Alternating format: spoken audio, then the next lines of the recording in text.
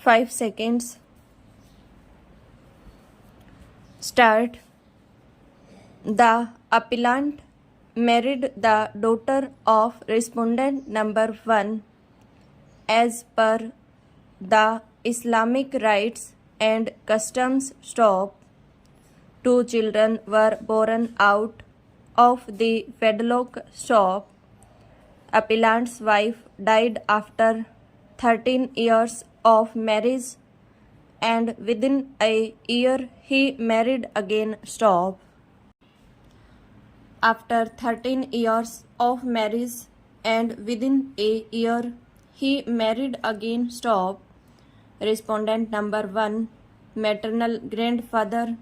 Respondent numbers 2, 3 and 4 maternal aunt and uncles of the minor children, girl aged 13 years and boy aged 5 years, initiated proceedings under section 7, 9 and 17 of the Guardian and Wards Act 1890 for appointment as guardians. Stop.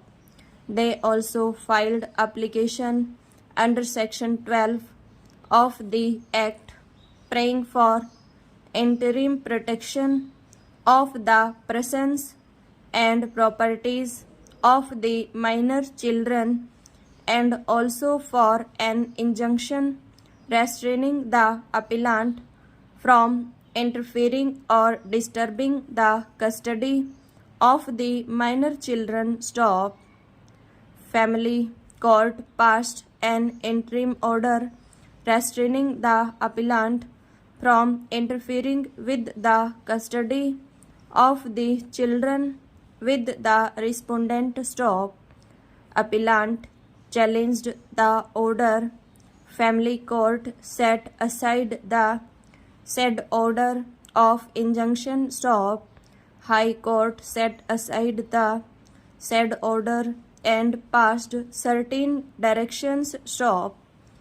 Hence, the present appeal was made by the appellant in this court. Stop. Stanza. Sections 12 of the Guardian and Wards Act 1890 empowers court to make such order for the temporary custody and protection of the person and property of the minor as it thinks proper. Stop. In matters of custody, welfare of the children is the sole and single yardstick by which the court shall assess the comparative welfare of the children is the sole and single yardstick by which the court shall assess the comparative merit of the parties contesting for custody. Stop.